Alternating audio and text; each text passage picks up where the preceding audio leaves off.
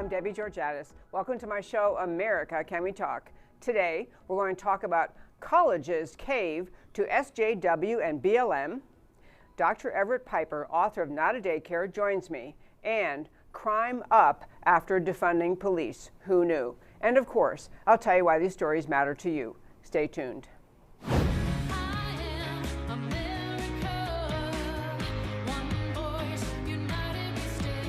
Debbie Georgatos, host of America Can We Talk, is an author, attorney, and political analyst whose mission is to inspire the American political conversation about preserving liberty in the best country on earth. And welcome again to America Can We Talk and to today's First Five. I'm Debbie Georgatos. Occasionally, in my First Five and other segments of the show, I try to talk about things happening on college campuses, not just because they impact America's future, which they do, not because they are kind of a signal of where leftists are coming from, what they think about, but really it is an amazing insight into the power it seems that the American left seems to have, or my good friend always says, the anti-American left seems to have in shaping cultural norms, in shaping what we think is right, what we think is true. Quick stories in the First Five before we go to our guest, Dr. Everett Piper. One story comes out of Michigan State University forced the vice president of research and innovation, a professor, to resign because he had done a great deal of research and published and agreed with data that showed that there actually is no racial bias with respect to the decisions made by police officers in situations when they choose to fire their weapons or not. No statistical basis for arguing there's racial discrimination in police officer shootings. These are just facts. In fact, they were facts presented by another professor who had done an in-depth study to respond to understand what the truth was about whether or not there are more officer-involved shootings statistically unfairly against Black Americans as opposed to other Americans, and the data were clear and said no. This poor guy chose to side with that. His name is Stephen, and he's an Asian gentleman. His last name is HSU, so I'm not sure if you say Hu or Su, but however you pronounce his last name. Forced to resign from his position as vice president of research, can continue to be a professor there, a professor of physics, so he's obviously a really bright guy teaching physics, but he dared say things that the American left is deciding you're not allowed to say. No talking about this issue. Next story, Marquette University. A young girl, she isn't even there at Marquette yet. She's starting in the fall, but she was threatened by Marquette for having her admission rescinded because she did a TikTok video, which is this, one of these, the many, apps young people tend to like, but TikTok video, talking about how she likes President Trump. That was what brought Marquette to say. In fact, she was a little bit taunting people who don't like President Trump. And she had a video titled, "When the libs find their way to your page, when people see that I support Trump, then they try to hate on me. And they think that I'll change my views." And she's saying, I won't. I support President Trump. Marquette actually threatened, didn't do it, but threatened rescinding her admission. Next story, a school, this is actually an elementary school, it may be a K through 12, it's not a college level. It's a charter school, the KIPP Thrive Academy, Newark, New Jersey, announced it is abandoning the motto it has had since 1994. The motto outside the school used to say, work hard, be nice. And they gave an explanation why they had to change their motto. KIPP Academy changed their motto because the slogan diminishes the significant effort to dismantle systemic racism. Don't even see that one. And also places value on being compliant and submissive. I guess you're saying you shouldn't be nice, or somehow be nice implies you shouldn't speak up about things that are wrong, which is not true at all. You can be nice and speak up about things that are wrong. And the most telling and I think damning of the reasons they gave for taking the motto down was supports the illusion of meritocracy. You see, America is a deeply unfair place. And so therefore, if they have anything that seems to give credence to the idea that a meritocracy exists in this country, that's wrong, can't have that. And this school, by the way, this charter school since 1995, is 99% black or other non-Caucasian students, very successful in getting students prepared for the world, very successful in getting kids moving on to go to college. A really great thing someone did, but they're being bullied by the leftist BLM SJW agenda. One more story, and I actually want to ask, or two more stories. One more story very quickly at the school that I never understood why people who went there would agree to the nickname of the school, but at University of Pittsburgh, often calling itself Pitt, P-I-T-T, there is a student group, a coalition of black student groups demanding of the school that the university fire any employee dubbed racist by the Black-only Student Council. Any employee dubbed racist by the Black-only Student Council should have to leave. And to be precise, they're not just saying we want investigations, we want have you look into this. Faculty and staff with one incident, this is their statement, the student group. Faculty and staff with one incident or complain of racial bias, excessive force, unlawful arrest, detainment should be terminated and banned from the university campus immediately if found at fault. So a lot of students demanding that they get to tell, and they also, by the way, want to end the protection of free speech on that campus. They're talking about there can't be the right of free speech for faculty and other people at that college. Folks, if there's not free speech on campus, how in the world are they ever going to learn or talk about anything? Last case, very new case and very interesting one, Hardin-Simmons, which is a Christian college. Hardin-Simmons had a student who posted a video, again on this TikTok app. This young girl did a video in which she was, instead of laying out a bunch of statistics that people might kind of glaze over, you know, that M-E-G-O, mine eyes glaze over, you don't really read things. Instead of just statistics, she did a little 17-second, I think it was, or 19-second video in which she said, here's how society responds in these three different situations. When a black person kills a white person, and she stands there basically saying society doesn't care if a black person kills a white person, or her second choice, when a black person kills a black person, and then she imitates looking at her watch like she's is such a boring bit of news she can't even bother responding, and then when people, how people react when a white person kills a black person, and then she has this dramatic flames behind her and her looking angry. Her point being, obviously, it was a playing out of the observation many Americans are making, which is we're very, very targeted on a small set of instances in this country, which some of them are wrong. Some of them need corrections. Some police departments need investigations. Some officers need retraining. Some officers may need to be terminated. Some officers may need to be prosecuted based on the facts. But she's getting at the observations so many people are making that we have an inordinate reaction to one set of facts and really not much of a reaction at all when there are other deaths. And so she didn't say bad words. She didn't use racist terms. She didn't use swear words. It was just a little video, 17 or 19 seconds, and she was forced to leave the school. She's no longer there, and the spokesperson for this school, Hardin-Simmons, the primary statement made, he came out and made a video. I decided not to play it for you. He made a video essentially saying, you know, we support Black Lives Matter, and anything insensitive to the mission of Black Lives Matter is intolerable in our campus. We won't allow it. So with that, my friends, that was today's First Five. I'll just wrap it up by saying I think it's really important, these stories about college campuses, they may seem secondary to the political issues we often talk about, to the political environment, but what we really are watching is the impact on America's culture, and young people, what they learn at college, what they think is normal, what they learn from college as to what is normal, what is permissible, what is right and wrong, that ends up shaping our American culture. And that, my very fine friends, is today's First Five. As I mentioned before the show started, we have a guest joining us. Yeah, he joins us about once a month. Love when he's available to come on. Dr. Everett Piper. He is the author of that just simply fabulous book, Not a Daycare, the former president of Oklahoma Wesleyan University.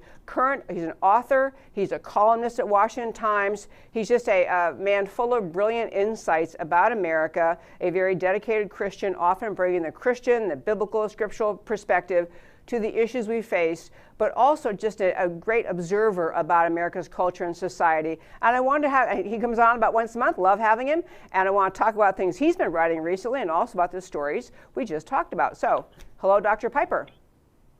Thank you for having me on, Debbie. Appreciate it. Love having you on. Well, you know what? I'm going to were you able to hear the first 5? Yes, I listened to the whole thing. Okay, so let me just start with, you were a president of Oklahoma Wesleyan University and had students who probably had a wide range of things you considered in their admission. What is your reaction just to start with, what is your reaction to the idea of the students at University of Pittsburgh who want to be able to tell the administration if they and their black-led student council deem someone racist, the university must remove that person, administrator or professor? What's your reaction to that? It's a terrible idea. It's the opposite of what classical liberal education is supposed to be. You mentioned my second book, Not a Daycare.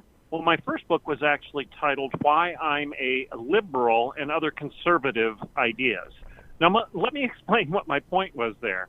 As a conservative, as somebody who believes in conserving the things that matter, a conservationist, if you will, I believe in conserving the time-tested truths that have served as the foundation for our free republic. I believe in self-evident truths that are endowed to us by our Creator. Among those things are life and liberty and the pursuit of happiness and purpose.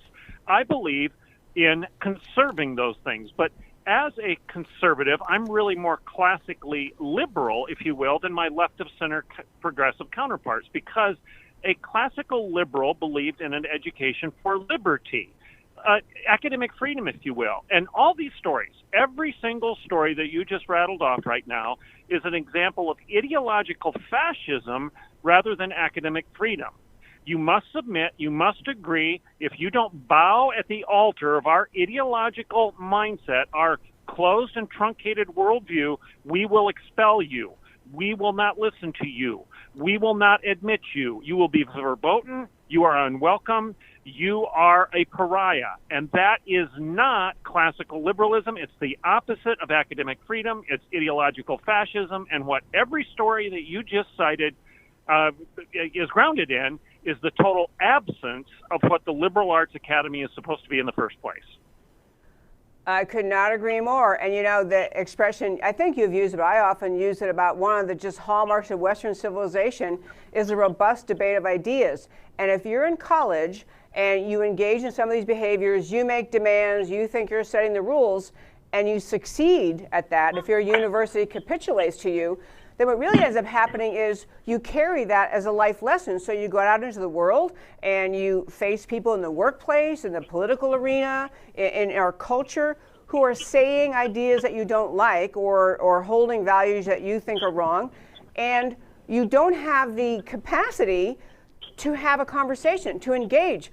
Your answer is the shutdown, cancel culture mindset that works so well for you in college. And I want to know what you think. Do you think that's part of what we're seeing in our culture today in America, our inability to have any conversations about important issues? Oh, absolutely, Debbie. The couple quotes that I'll give you. One from a very nefarious individual, and that's Adolf Hitler. Hitler said, "Let me control the textbooks and I will control the state."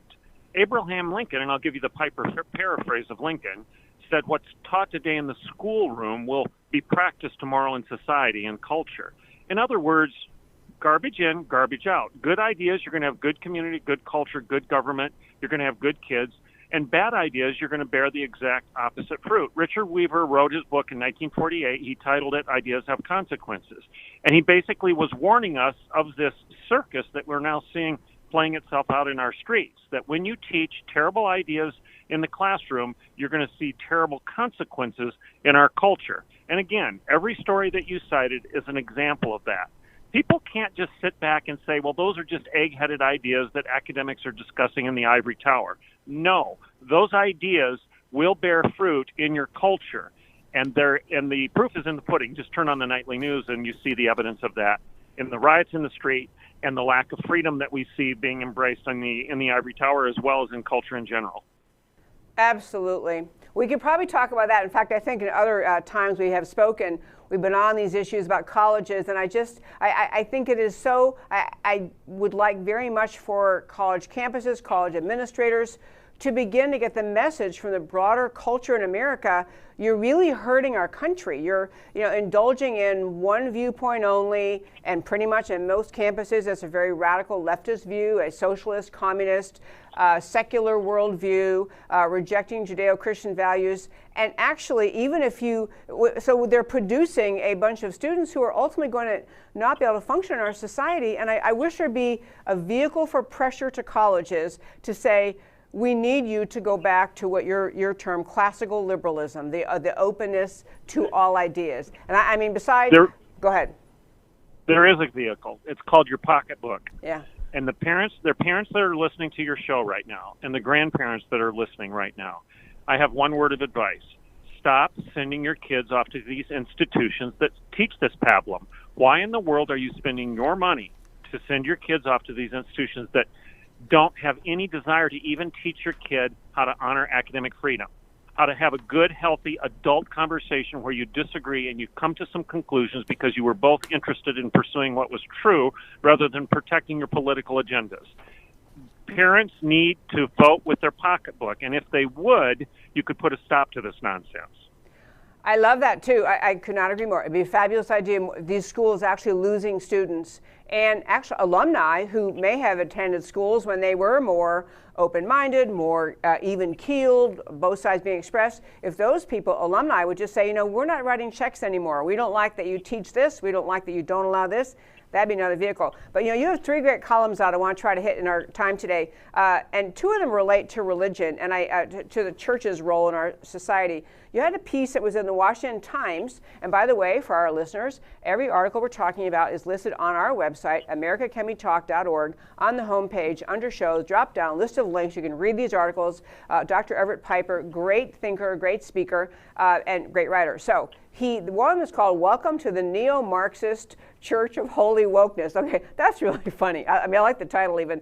Welcome to the Neo-Marxist Church of Holy Wokeness. But you give examples, and I would just tell one example, and then we'll talk about what is happening to churches doing this. But at a Black Lives Matter protest in Cary, North Carolina, a white woman took the megaphone and repented on behalf of Caucasian people, she shouts, and calls upon the crowd to kneel before two black pastors seated before them on a park bench. And a church, similarly, a church in Atlanta, you had, unfortunately, Dan Cathy, CEO of Chick-fil-A, genuflecting before a black colleague while shining his shoes in a ritual atoning for collective shame of being white. Okay, so I'm gonna, what in the world is going on? I just would like to have you elaborate on that, and how do we get through to these churches? First of all, what's wrong with what those churches, let me start with that. What's wrong with what happened in that Atlanta church with Dan Cathy, the CEO of Chick-fil-A? Well, what's wrong with it is I don't think you should be bowing before anybody but Christ. There was a time when that was a no-brainer, that we don't bow before a monument of anyone. In fact, I think there's a story in the Old Testament, isn't there, where Nebuchadnezzar actually asked people to do that, and we had a few folks that stood up and said no, and they were called, their names were Shadrach, Meshach, and Abednego. But today we see the evangelical church bowing, almost in a religious ceremony of confession and repentance to what? It's not Christ. It's not the God of the Bible. It's a politically correct God of Black Lives Matter. And the irony, and you know this, you've covered it on your show, Black Lives Matter is a neo-Marxist organization that stands for the dismantling of cisgender heteronormative thinking and the queering of the nuclear family. They say that on their website. So why in the world, why in the name of everything that's right and just and holy, would the evangelical church stand up and in solidarity with an organization that seeks the very destruction of Christianity? This is suicidal. Narcissism is always suicidal. The story of Narcissus, gazing in the pool, slipping and falling in because he was infatuated with himself, a high view of self, is always suicidal. And the evangelical church seems to have a very high view of self and a very low view of Scripture, to the point where we can't even figure out it's wrong to bow to a political organization that has a Marxist ideology and seeks the very destruction of the church that we supposedly are there to defend and promote. Love that. Dr. Piper, I don't know if you happened to see this video. I played it, I think, yesterday in this show, but there was a former NFL player who does, a former NFL player who does sports commentary, and he was actually doing commentary on the NBA's plan to paint Black Lives Matter on the floor of the upcoming NBA mini season.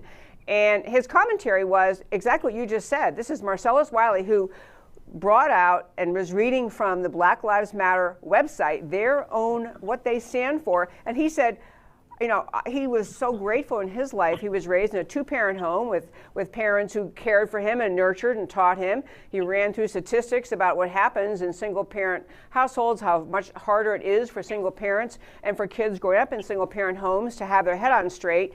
And he talked about, why would you support an organization trying to destroy the nuclear family? It was a brilliant takedown. Did you happen to see that interview, by the way? Did you see that? I haven't seen that one, but stop and think about the wisdom of what he just did. The African American family has been destroyed by politically correct progressive politics. In other words, who suffers disproportionately as the result of fatherless homes? African Americans do. We've got 60 to 70% of African American children that are born out of wedlock. In other words, they don't have a father. And we know that statistically, you don't even have to be a Christian to make this argument.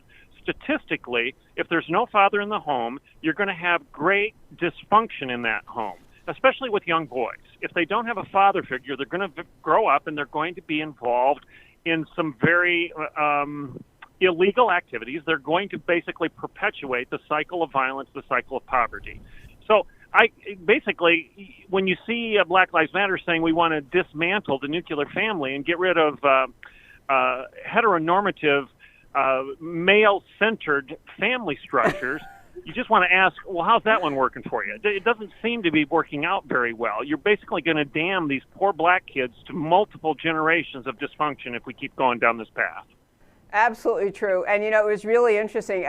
When you were finishing using the language, I believe was actually coming over similar to what's on the Black Lives Matter website. It's a bunch of the gobbledygook modern terms. They want to destroy the nuclear family. They want to say it's irrelevant. And this is what Marcellus Wiley was so good because, you know, he's a pretty, I mean, I'm not a big sports fan, but people who are a big sports fan, he's a big guy. I mean, he's a big name. He's a commentator. And laying that out, it was a beautiful thing. But I want to go back to why churches are doing this, because I think it's a little bit similar to what is happening in universities. There is so much, people use the expression the Twitter mob, or I'm always saying the Democrat media mob, but there's so much pressure from leftism. Leftists are very organized in the way they attempt to manipulate society. And so college campuses, college administrators, churches, pastors, it's easier to salute to whatever the Black Lives Matter, the social justice warriors, the leftists are telling you must say. It's easier to salute and stay out of their crosshairs. That's the reason, I mean, that's my sense of why they salute. They don't actually think that the Black Lives Matter values that are laid out on their website are good for America, but it's just easier to surrender than and parrot and salute, do what they tell you, than to stand up for the values that you understand are true and right. And as a pastor especially, we're committed to sharing the gospel, to spreading the word of God. You are just cowering at fear of being maligned. What it seems like the church needs is a massive infusion of courage. What do you say to that? Well, the church needs to grow a spine. There's no question. I agree with that. This progressive movement within evangelicalism, the emergent church, the affirming church, is more of a church of enablement rather than a church that's actually preaching the gospel and calling for confession and repentance. I mean, stop and think about the character of the evangelical church today. It's known more for supporting riots than it is for having a revival. It's a church that seems to be more interested in being politically correct than calling for the confession of its parishioners and calling for repentance. It's a church that seems to be preaching, well, you're born that way, rather than one that's calling for people to be born again. This is not the evangel. It's not the good news of the gospel. It's being dumbed down to political opinions and what's politically correct and politically expedient. And that is not the gospel of Jesus Christ. I'm at the point, Debbie, where I don't even call myself an evangelical anymore because I'm not too sure what the evangelical church actually believes.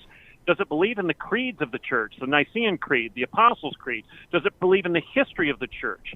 Does it believe in the inerrancy of the Word? Or is it going to deconstruct the Bible and then reconstruct it in an image that looks more like what they see in the mirror than what they read in the history, the tradition, and the actual words of the gospel?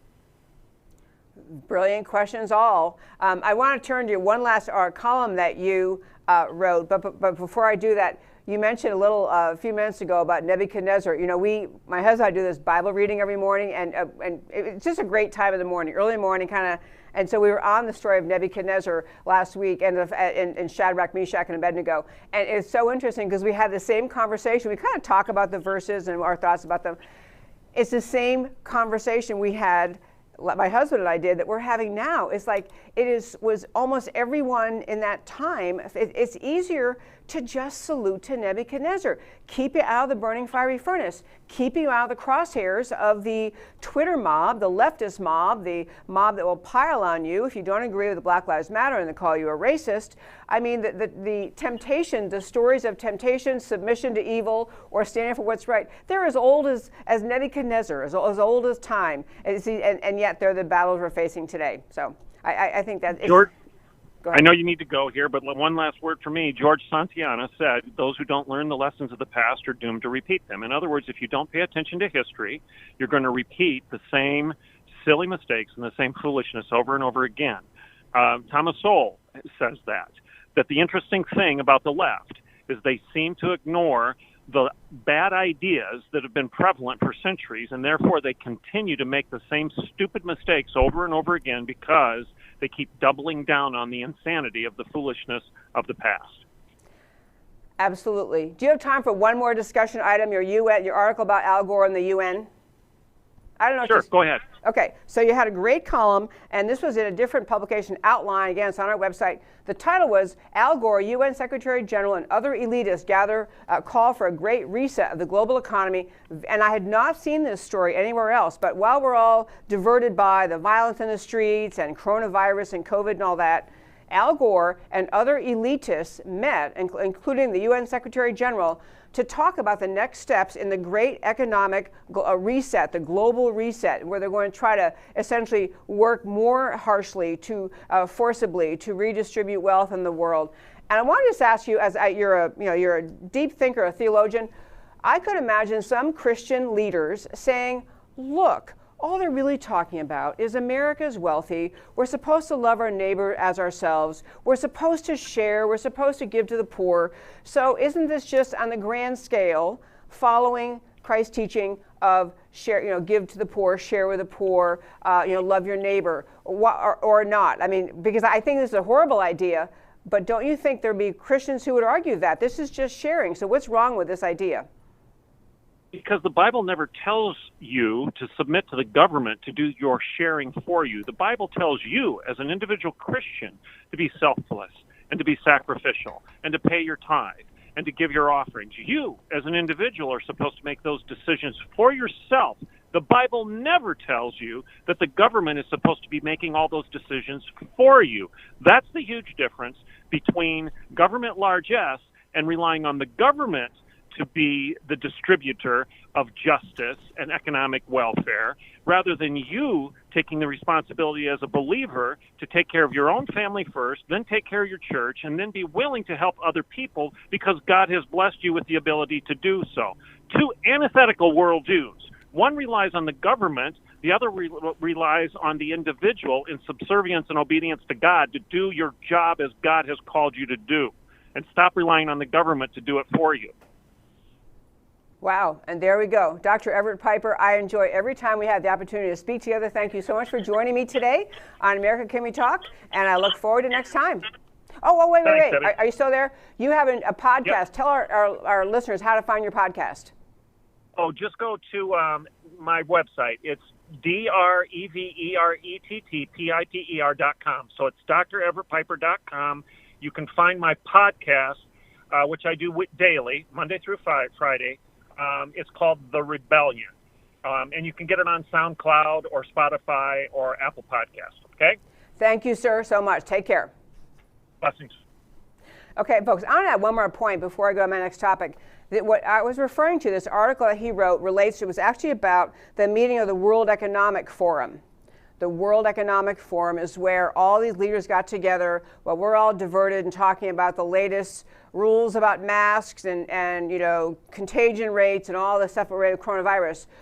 The leftist and the mindset of the leftists never ends. It never ends. They never stop. And so while we're dealing with issues in America, the World Economic Forum met many players and names whose names you would know, and they were essentially talking about the idea that they've got to move forward more stridently, more ardently with this massive forced redistribution of wealth throughout the world. And one of the things I want to mention that I think is uniquely important about America and wealth redistribution.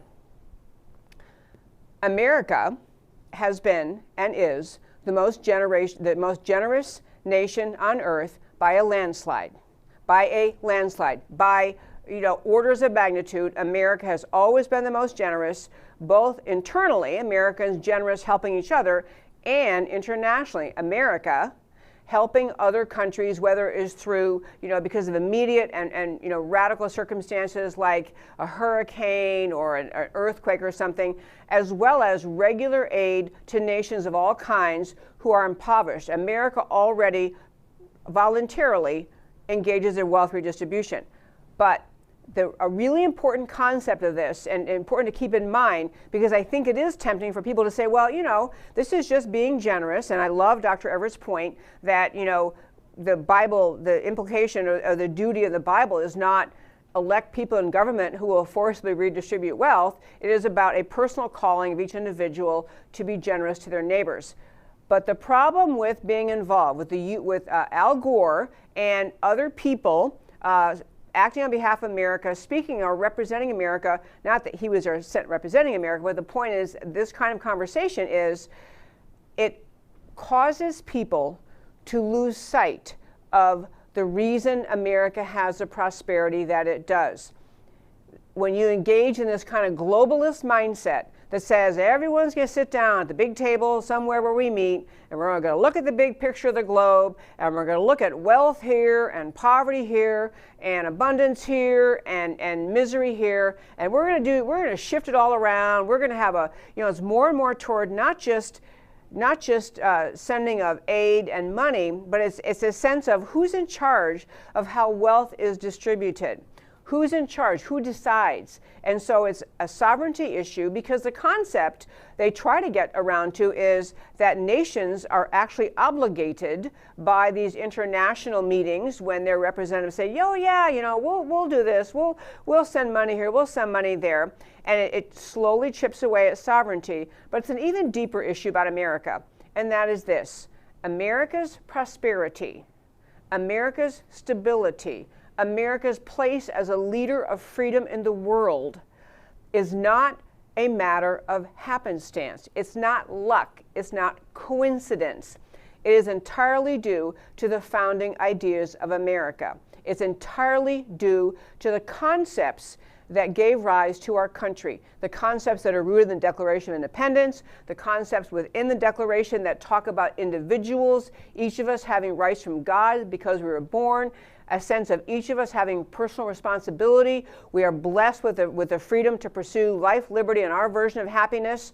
These concepts, and then as they grew into a concept of the creation of the government and a constitution that protects individuals, that holds the individual as still someone whose rights are to be protected.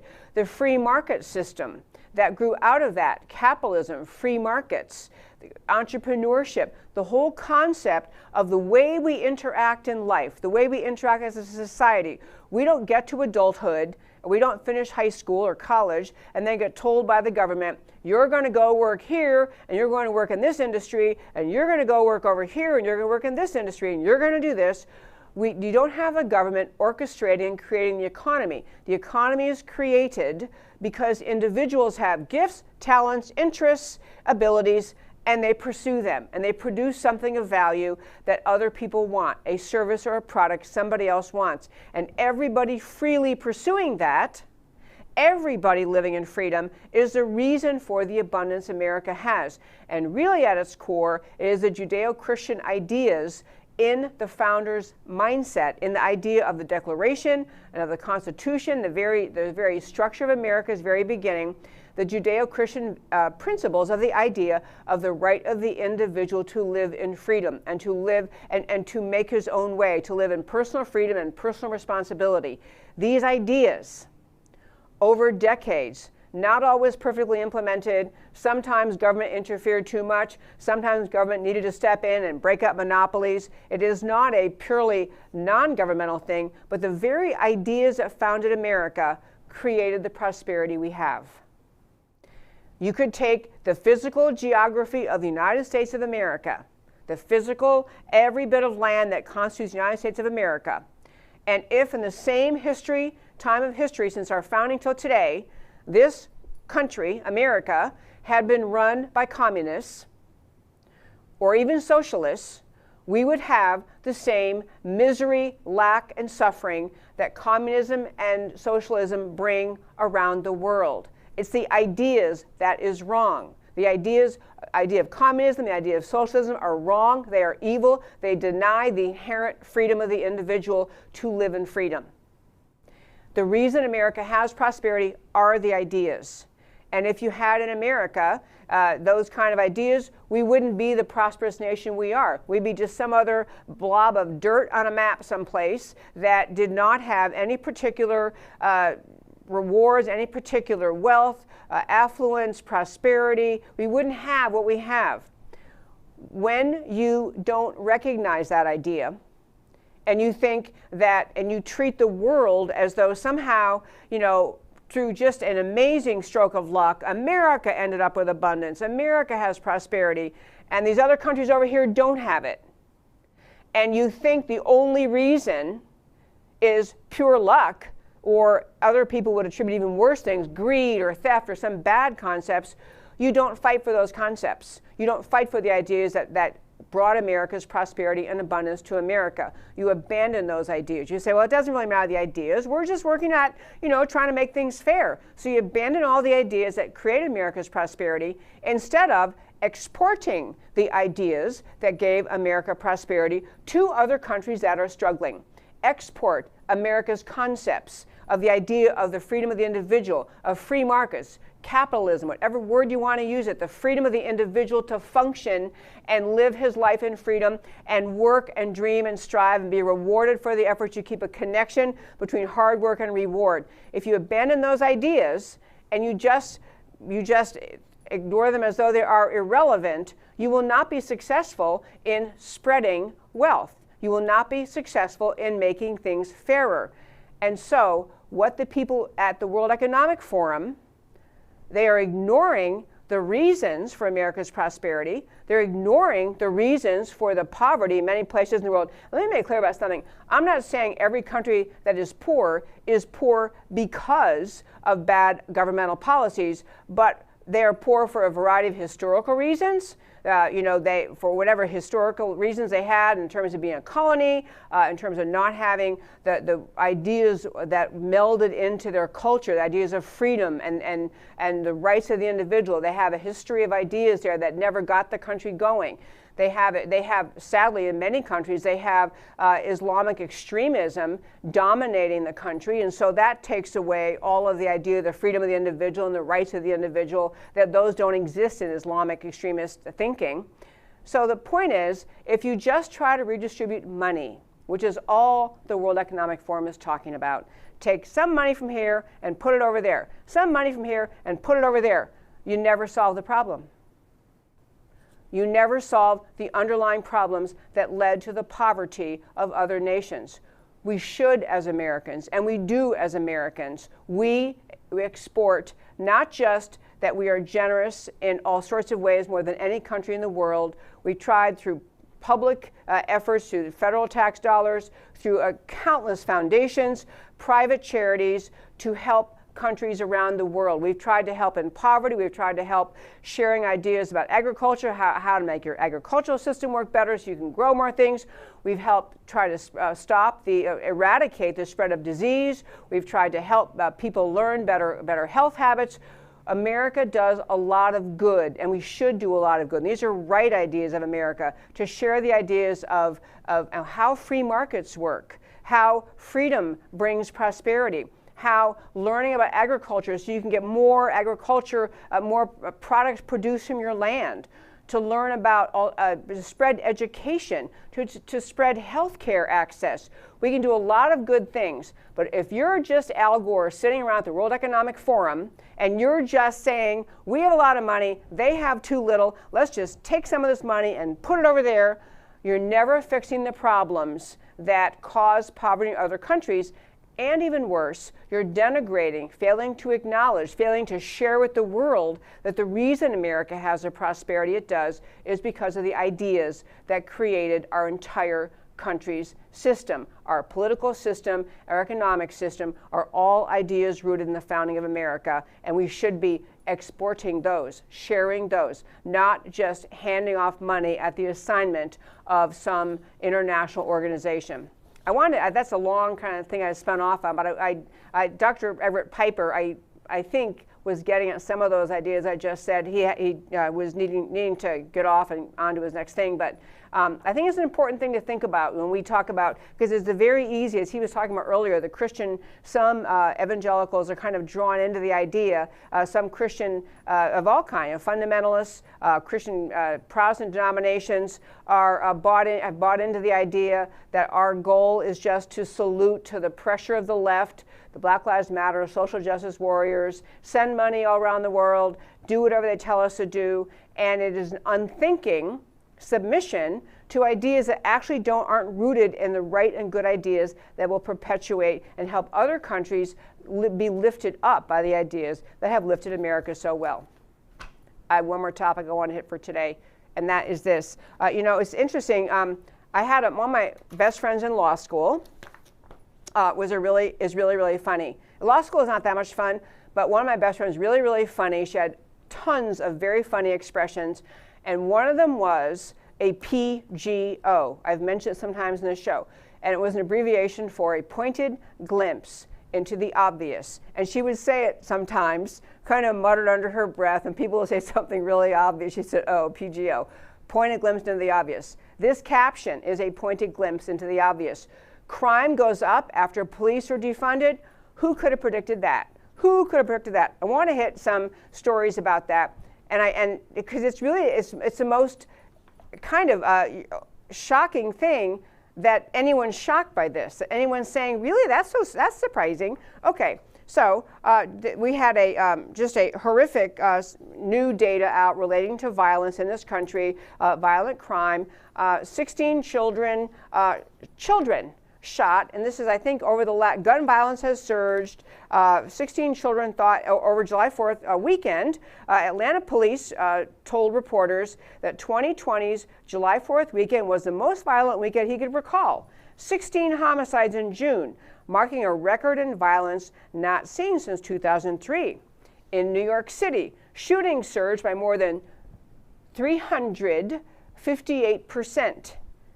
Get that again. In New York City, where they are proudly defunding the police, took away over $1 billion, B as in boy, billion dollars from the police budget, shootings surged by more than 358% in mid-June when compared to the same time in 2019. Same violent streak continued into July.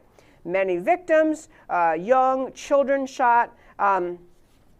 So you have, as calls for police reform grow, and in these big cities, there's obviously, when they say police reform, that's one thing. It can mean better training, ruling out the chokehold, except in extreme circumstances. There are things, and we can constantly, for all of time, we may be improving police training, police procedures, but if they mean by police reform, defunding the police, taking patrollers off the street, you are essentially enabling crime. And this is the PGO. If you stop sending police into the community, if you stop police being available in communities to go and fight crime, and the criminal element always there, always ready, you're shockingly not going to have, you're going to have more crime. So in the great city of Chicago, over July 4th weekend, nearly 80 people shot in Chicago, 15 people killed just over July 4th weekend, and that was just really since last Friday. 12 of those people who were shot were under 18. Two of that 12 were killed. So 2 people under age 18 killed in Chicago due to gun violence. There's some of them small children, obviously not in the slightest involved in gang violence and violent activity and crime of any kind. 7:02 p.m. Saturday, a sweet little girl, Natalia Wallace, 7 years old, shot in the forehead as she and other children played in their yard at the 100 block of North Latrobe Street. I mean, literally, I can hardly stand to tell you these stories except to say violence is rampant, and in Chicago, they've had a major problem. Democrat-run city for decades. And rampant crime, and they have among the strictest gun control laws in the country, clearly not stopping the criminals from getting guns. And then the Chicago mayor came out with her statement. The Chicago mayor happens to be a woman. Chicago Mayor Lori Lightfoot blamed on Monday, after July 4th weekend, coronavirus as a reason for the city's escalating murder rate. When told the homicides in Chicago were up more than 30%, what's happening right now? She said, well, there's the ecosystem of public safety, all these forces coming together at the same time, making it difficult. Ecosystem of public safety isn't just law enforcement, blah, blah. They've been hit hard by COVID-19. She went out of her way to dig in and say they're really going to crack down on people having parties, but not because of potential gun violence, because of coronavirus. She's got her people, her city, and the horrific nature. I mean, I don't want to keep reading young children shot and horrible stories, but you have to ask yourself, how is it that someone who engages in these policies, stands up for these policies, how does she get reelected? How do people in Chicago keep thinking this is a swell idea? So this is in fact, she's threatening taking people to jail who are having parties because of coronavirus, not because she's worried about them shooting each other, because of coronavirus. There, they can crack down and take people to jail. She went, by the way, she has one of the things that part of the shutdown in Chicago, you're not allowed to go to the hairdresser. That's one of the non-essential businesses shut down in Chicago. She, however, managed to sneak out and visit her hairstylist, and she justified her decision by saying, and she violated her own lockdown orders and said, I'm the public face of this city, you know. I'm a person who takes personal hygiene very seriously. And I felt like I needed to have a haircut, so I got a haircut. Okay, who cares about everybody else as long as you got your haircut, Mayor? And to be clear, I want businesses open. I am not supporting, I'm not saying she shouldn't get to go get a haircut. I'm saying people ought to go be able to get haircuts, but they shouldn't be shutting down businesses. Go to New York City, another place they voted to take away funding from the police, voted to move their funding efforts to all sorts of, who even knows what they're going to come up with. So New York City weekend violence on coronavirus was really, really bad, really, really bad. New York City shootings tripled last week as compared with the same week in 2019. So you see how defunding police made crime, as the left would tell you, defund the police and everything will be okay. It doesn't make crime go down, it makes it go up. And these are, we can read these statistics and these numbers, and I can tell you the numbers, and they sound horrible. These are real people. These are people whose lives mattered just as much as anyone else's life mattered, especially the innocent children. There was a video, that a killing of a dad on the streets of New York City. I couldn't even bring myself to play it for you, but literally crossing the street, holding his sweet little daughter's hand, and some car came by, slowed down, window open, and just shot the dad in the head and killed him. These people deserve to live in a safe society. They do not deserve to have Democrat government in these big cities that has presided over the growth in crime rate, the growth in murder rate, the growth in gun use, and all these people at the same time lecturing other people about their conduct, and they are the ones in charge of cities where lives are being lost. Innocent, sweet lives are being lost. So again, New York City had triple the crime rate, triple the number of shootings last week than they had in 2019 in the same week. So they had between Monday, June 29th and Sunday, July 5th, the city saw 74 shooting incidents, 101 victims. Okay, 18 people murdered in the city last week, 6 more than the same period. I could go on and on. De Blasio joining his buddy, Mayor Lori, I forgot her last name, Lori of Chicago. Anyway, Mayor de Blasio in New York City blames New York City weekend violence on the coronavirus. Don't you see? The coronavirus. He's had a shutdown there. He's blaming the violence on coronavirus, and he vows to double down on coronavirus shutdowns to keep the city safe. Not making a lot of sense. A lot of death and just despair. And in New York City, you're actually seeing some people, even official type people, speaking up. 2 New York Police Department commanders from Manhattan put out a tweet and said, the community is suffering. Where are our elected officials? Imagine being a police officer in New York City. You've been vilified and criticized and mocked by this Democrat joke of a mayor, de Blasio, who is mocking the importance of the police and who is cutting the budget to the police. And you have crime growing up, and the police officers are saying, what is it you think we're going to do? What are we supposed to do around here? Because we don't have the budget. We have not only does the mayor not have our back, the mayor is blaming us for what is happening in New York, instead of giving the police, if they need to do retraining, they need to do fixing, whatever it is, fine. But you have to have police in order to have ordered liberty. Well-funded, well-armed police to have ordered liberty in our country. I'll tell you one more story in this segment, and then we're going to wrap up. But this is really interesting. I'm going to touch on this again on Thursday. I can't do it in tomorrow's show, but I will on Thursday's show. So in Minnesota, you probably remember Minneapolis, one of the first cities, voted to defund the police. So, they've got all their community hippies are going to run the city or something. Who knows? Minnesota, by the way, has the most interesting meld of background. Very quickly, they have a huge presence of the Democrat Party in Minnesota. It actually was a very socialist, union-based, farm labor, the farmers, I forgot the name of the group, but it's Farm Labor Socialist, something like that, party. Huge player in Minnesota politics for decades. So Minnesota has had a huge socialist influence, not just recently, but for decades and decades. So the Democrat Party in Minnesota very melded already with the socialists. And then you had a large influx of Islamic immigration. So you have pockets of Minneapolis they call Little Mogadishu, because you have pockets of immigrants coming in, Islamic immigrants coming into Minneapolis who are setting up, they don't want to be called no-go zones, but they're pretty darn close. I talk to people in Minnesota all the time. Pretty darn close to no-go zones.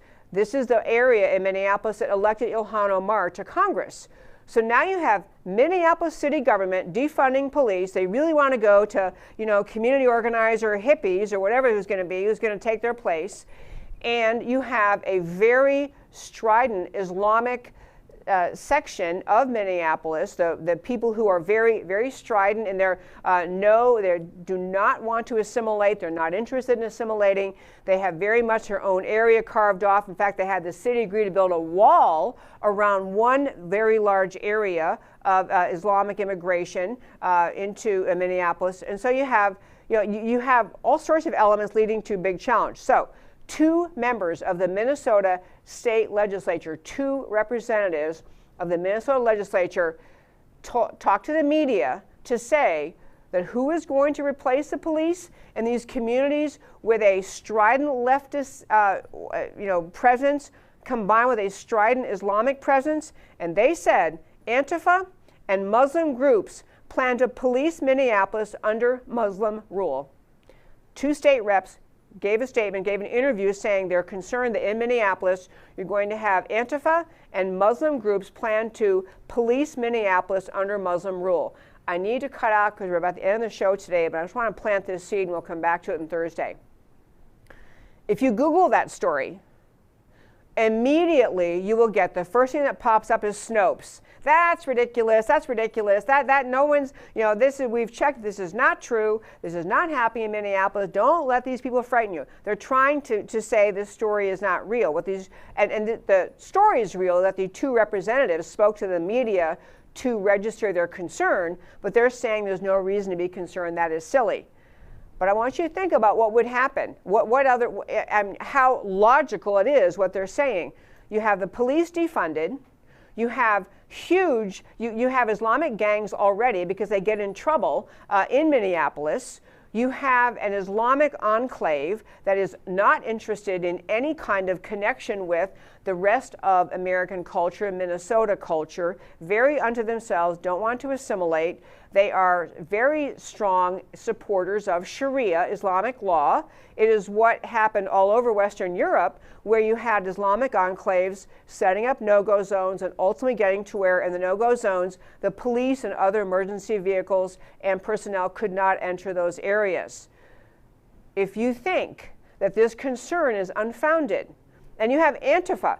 Antifa, which is a fascist communist organization, very much wants to overthrow the American system of government, very much wants to overthrow the idea of police enforcing American law. So Antifa has locked arms with the Muslim extremist groups, the Islamist groups in Minnesota. This is not new. This just didn't happen after George Floyd. We're talking about a decade or more of very combined efforts of Antifa, radical communists, radical leftists, with radical Islamists in Minnesota, in a state filled with history of people who are trending towards socialism. And you think that the idea that these 2 state reps pose to the media is absurd? I mean, Snopes can probably legitimately say, we could not find any evidence of an announcement put out by Antifa and the Muslim groups in Minneapolis that they intend to put in place Minneapolis under Muslim rule. No such announcement exists. Therefore, the concern of these 2 state reps is ridiculous. Snopes can mock the idea because there's no formal announcement. It's not like Antifa is going to put out a press statement saying, hey, by the way, we locked arms with these Muslim extremists here, Islamists, and we're on board. We're going to put on this Muslim rule, Sharia patrols, whatever they're going to call it. They're not going to announce it. This is the way the insidious actions of Antifa, other radical leftists, and Islamic groups in this country, they don't announce it and come forward and do it. They just do it. So we'll watch the situation in Minneapolis. I'm going to follow up on this story with an expert. I'm not sure I can get him on Thursday, but sometime soon on this very story to find out what's really happening in Minneapolis. But the concept, the idea that if you outlaw the police, you defund the police, you have an Islamic enclave that wants nothing to do with the rest of society, and they've locked arms with the Antifa, radical, anti-American, fascist communists, the idea that they might think they get to take the place of the police, I mean, as I said earlier in the show, it's a PGO. And that, my very fine friends, is my show for today. As I like to do at the close of every show, I like to turn and tell you why the stories we talked about today matter to you.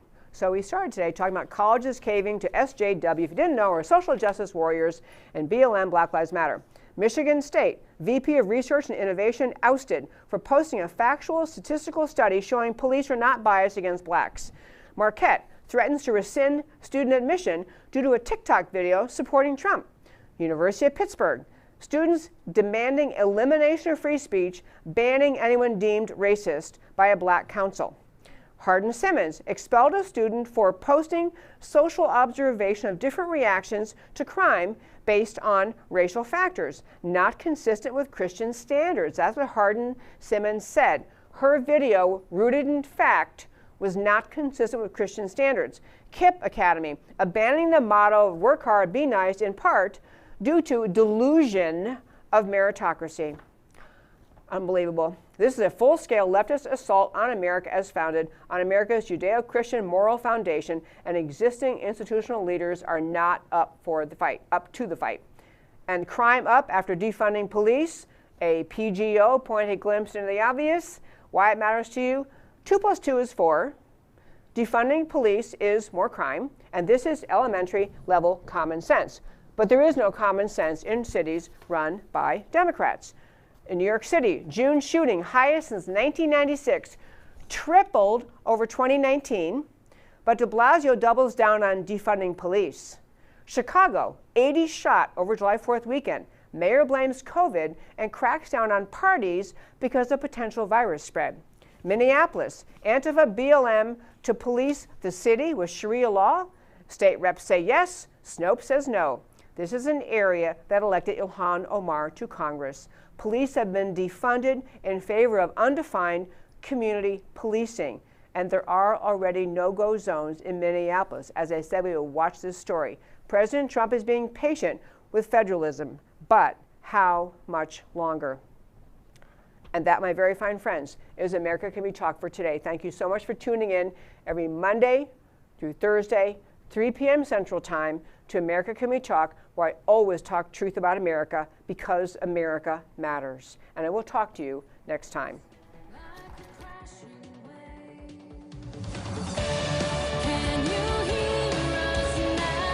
America Can We Talk? Truth about America. Can you hear